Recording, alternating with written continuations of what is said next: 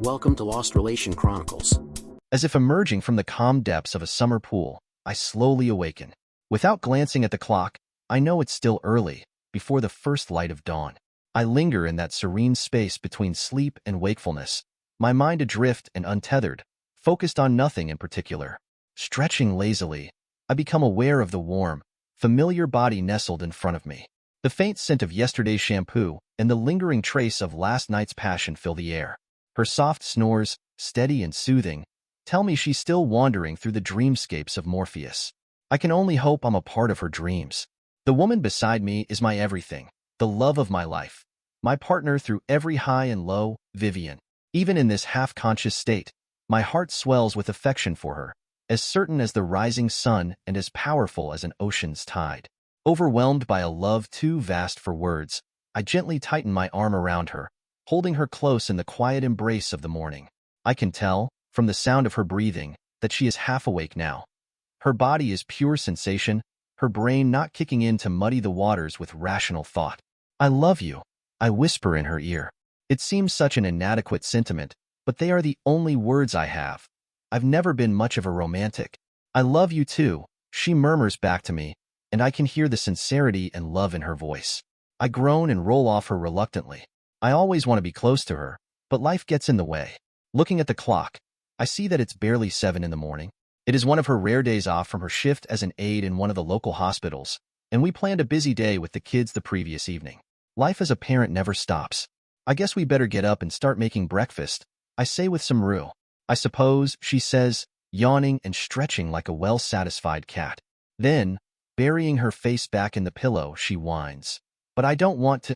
"I know, but you know they will be in here any minute bouncing and shrieking," I say, smiling a little. She sighs, then slowly sits up, rubbing her small but strong hands over her face. "Yes, I guess they will. Be a dear and get the shower going, would you?" "Sure. Not a problem." I reach over and stroke her rumpled head fondly. She looks so adorable in the morning. I pull on a bathrobe and head across the hall to the bathroom. After taking care of business in there, I start up the shower. It comes on with a roar, and I make a note to check all the valves under there, a project I never quite seem to get around to. I adjust it just the way she likes it, gently easing a curious cat out of the way, and turn to find her standing in the doorway. There is a smile on her lips that I don't quite understand. "What?" "I just like the way you move," she says, somewhat inexplicably. She is always doing things like that, making odd remarks and cryptic comments. It's just something about her, like the dimple in her chin. We step into the shower. There is no time to play, however. We must begin the day of seeing to our rambunctious brood and the never-ending work on the house that we are renovating. We wash each other with great enjoyment, our years of familiarity with each other not diminishing our pleasure one jot. Over the sound of rushing water, I can hear footsteps and childish voices as the kids scamper about through the hall. "What's on for today?" I ask after we finish the shower. "Not sure. What's the weather supposed to be like?" She hands me a towel, then begins to use one on her wet hair. "According to what I read last night, supposed to be clear today, high around 60. Not too bad for late September," I say. "How about we start winterizing the garden? Then we can grill something for supper." "Sounds good to me. I'll pull out some steaks, hamburgers and hot dogs for the kids. Better make it chicken. You know how Clara likes your barbecued chicken," she smiles. I do have a chicken that isn't working too hard," I muse. "Well then, you better get it off its lazy tail and put it to work," she says, now brushing her short hair. IT was the one thing I didn't care for. I wished it was longer, but she wouldn't hear of it. "Perhaps I'd better." "No freeloaders in this house," I say. "I'll see you downstairs." I throw on a pair of sweatpants and a t-shirt, then head downstairs. The sound of the television greets me as I walk into the living room. Both Clara, 8, and Ben, 11, are sitting on the floor, folding laundry. They're good kids, at least most of the time. Ben's father had been killed in an accident shortly after his son's birth. Vivian told me she wasn't too broken up over it. The guy had been something of a loser anyway. "Then why the hell did you sleep with him?" I had asked. She shrugged. "I was lonely." There wasn't much to say to that. Clara's father hadn't died, but had been upfront that he couldn't handle being a father. He came by every so often and sent child support at least semi-regularly. During the occasions of his visits, I made myself scarce. Not because I was afraid of him or anything, but because I found it uncomfortable to be in the presence of another man who had just screwed my wife. Irrational, I know, but I can't help it. What did you guys want for breakfast? I call out, entering the room. Pancakes. Both of them cry in unison. Yeah, Dan, you make the best ones, Vivian says, now put together in one of her old scrub tops and jeans. I pretend to groan. I see how it is. I'm just a domestic slave. Ben pretends to crack a whip. Better hop to it or Mom will lock you in the shed. He smirks. I snicker at his antics and head for the kitchen, Vivian on my heels. 2 hours later, all 4 of us are out in the garden, picking the last of the tomatoes and peppers. We would then turn the soil and cover it with straw and compost for the winter, ready for a fresh crop in the spring. It is a clear, crisp day, hovering around 55 degrees. This is quite a change. Last week, temperatures hovered in the 90s during the day and dropped only to the lower 70s at night. Minnesota can be like that, nearly as bipolar as the mountains of Colorado. Hey, Dan, any idea where the canning pot is? Vivian calls from the other end of the garden, where she is crouched on the ground, picking herbs. Last time I saw it was a couple months ago in the garage. I call back. Ben and Clara came up to me, lugging buckets of tomatoes. Where do you want these? Over there by the shed, I say. Got to get them all washed, you know. This is Vivian and her kids' first time having a real garden, so I am directing them, for the most part. Technically speaking, it is also my first time having my own garden, but I have worked in several before, so I know, mostly, what I am doing. I found a slug on one of the plants, Clara says, shuddering. I didn't get any tomatoes off that one. Let me go have a look, I say, suppressing a snicker. Girls and slimy things. Very juvenile of me, but I can't help it. It's that one, there on the last row, she says, pointing and refusing to go near it again. I head over and crouch to check out the plant. Indeed, a fat slug is oozing lazily over the roots. Usually, where you find one, others have come before. So I check out the leaves and see that they are chewed and brown-looking. I squeeze a few of the fruit and find them squishy and yielding. Most have holes in them, too. I stand up and dust off my hands. No point harvesting from this plant, I call. I guess some of the local wildlife wanted tomatoes al fresco before us. Too bad, but we have a pretty good haul here anyway, Vivian says. She stands up and stretches, doing wonderful things to the front of her old scrub top. I guess we probably have 20 or 30 pounds. What the heck are we going to do with all those? Ben asks. He stands by the shed and stares, bemused, at the buckets. We're going to turn them into jars of sauce and paste, I tell him. Watch and be amazed.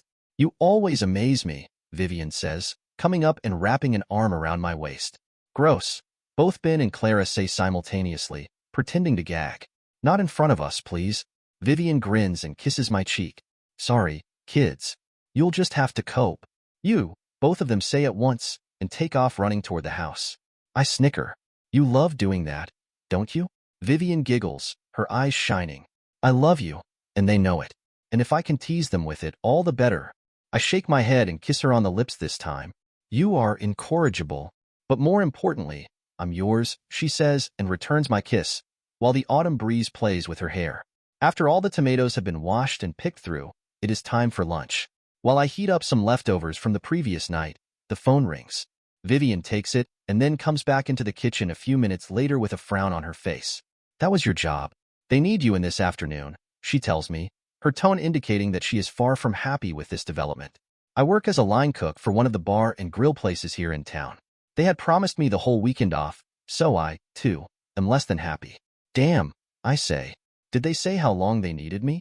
No, she says, more unhappy than ever. I don't like this. If we didn't need the money, I sigh. We did indeed need the money.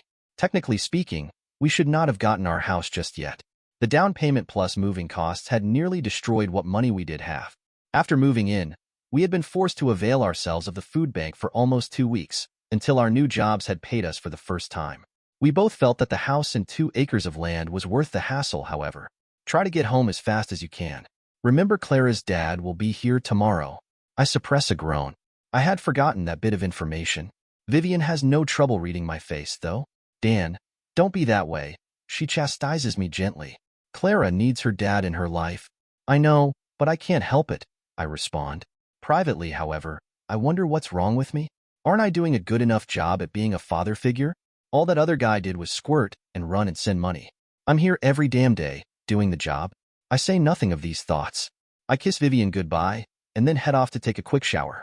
Griping about her seeing Clara's dad would do nothing but cause friction between us. And I love her, like the flowers love the rain. I wanted to see her smile at me always. I had made her cry a few times during our courtship, and each of her tears had burned like acid through my heart. I wanted her to be the warm, happy, smiling girl with whom I had woken up every day. We had been married a year, and I wanted many years filled with mornings like the one we had just experienced.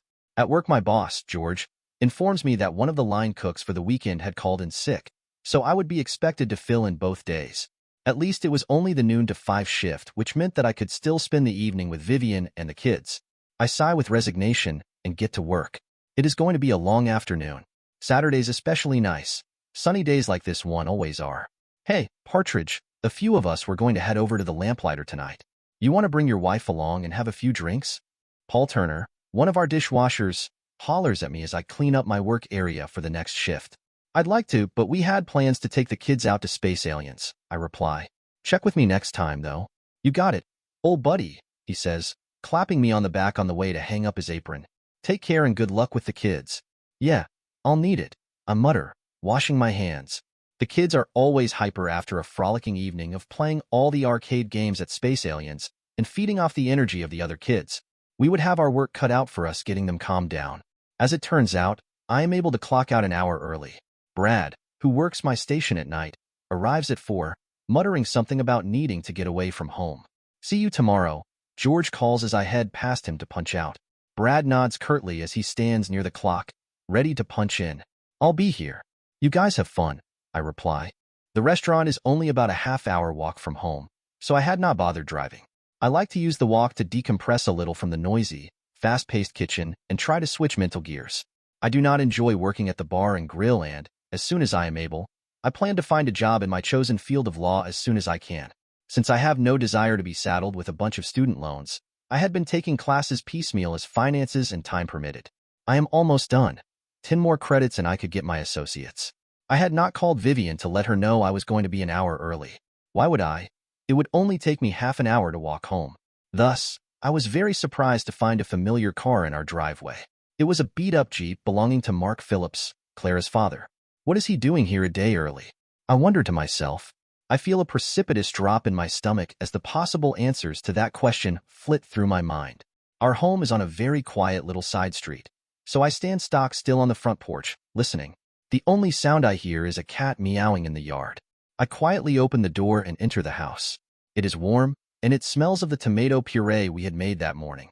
That morning, when everything was wonderful and sweet. The sounds that are not apparent from the front porch are perfectly audible here in the foyer. The low moans I thought were only mine to hear. Like a puppet on a string, I advance through the hall into the kitchen. There is an archway leading into the living room, which, due to the room's configuration, can only be seen through when standing right in front of it. As it turned out, however, I could have stood right there in the middle of the living room and not be noticed. Vivian is riding Mark like a rented pony while he lies on the floor atop a pile of blankets. The sight sickens me because she is giving another man something that is supposed to belong only to me. I am further sickened to see that he has not worn any protection. I decide now is the perfect time to interrupt their fun. Well now, is this a free show, or did I have to pay for tickets? I ask, strolling into the living room. Vivian gasps and tries to grab one of the blankets to cover up with, but I am standing on its corner so she is left trying to use her hands. What's the matter, dear wife? Did I not pay enough admission to see you naked? I mock. Dan, calm down, man, Mark says. He is sitting up against the couch, looking ridiculous. It's hard to take him seriously, looking like that. Hey, I'm calm, man, I respond, putting a little sneer on the last word. I just want to let you know that I understand everything, and I'll be out of here in about an hour. You two have fun. Oh, and by the way, where are the kids? They left to visit the library, Mark says, still eyeing me with wary distrust, like he expects me to come after him any second. Vivian ignores my question and fixates on the first thing I said. Why would you want to do a thing like that? I love you and this doesn't matter. I don't even bother answering that one. I just turn and leave the room to pack. Why hadn't I blown up all over them? Why hadn't I tried kicking Mark's but for fouling my woman with his touch? I guess because I had known that somehow this was going to happen. Vivian and Mark share a bond that she and I do not. They have a daughter together. And also, life had been too good to me for the past year. Something was bound to go wrong. 10 minutes later, I have a suitcase packed. I could come back for stuff like my computer and printer later. I pick up the suitcase and my toiletry bag. Before leaving, I stand there, looking at the room where Vivian and I had woken up this morning and made love so tenderly. How could she have done that with me, and then in the same day do what she did downstairs? I find myself on the verge of tears, but fight them back. Time enough for that later. I couldn't dissolve into a pile of mush here. Not now. When I make it downstairs, Vivian is waiting for me at the front door. Mark is nowhere in sight. Dan, don't go. I'm really sorry about what you saw, but... Vivian, there's nothing to explain. I fully understand what happened. You are your own woman and I don't own you. So you just go on and have fun. It isn't like that, she says, beginning to cry. Please, don't go without letting me explain. For the sake of everything we have.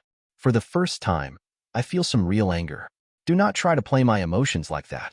You just took everything we had and threw it away. And there can be no explanation that justifies what I saw earlier. So, if you'll excuse me, I push past her and walk out the door.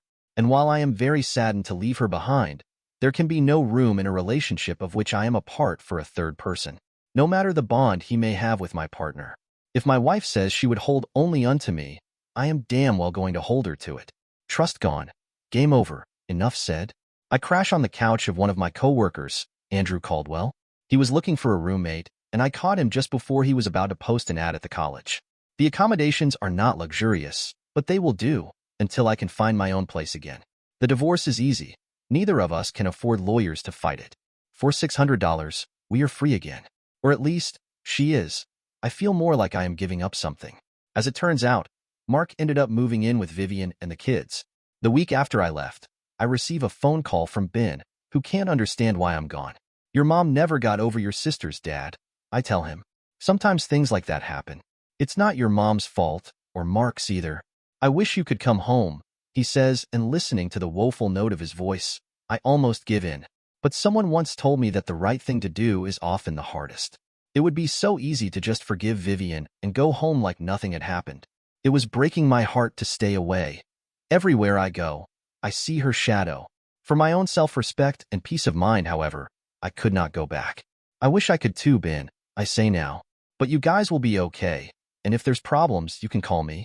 On the other end of the line, there's a shaky sigh, punctuated by what might be a muffled sob. I'm going to miss you, Rob. Mom's not nearly as happy with Mark as she was with you. Before I can find the words to respond, the line goes dead. I slip the phone back into my pocket, my thoughts heavy. Happy or not, I can't fix things for her, much as some part of me might wish I could. She made her choice, and now she'll have to face the consequences of it. Sometimes, a single day can change the entire course of a life. As for mine, I have no idea what direction it's headed. All I know is that, for now, I'm on this path alone. Not because of the decisions I made, but because of the ones others chose. I could try to bury the past, pretend none of it ever happened, and step back into the life I used to know. But that would be living a lie, and I'm not built for that. All I can do is move forward, uncertain of what lies ahead, but hopeful that it's better than what I've left behind. That's all any of us can do. Keep going, one step at a time. Dear listeners, please share your thoughts in the comments section below, and don't forget to like, share, and subscribe.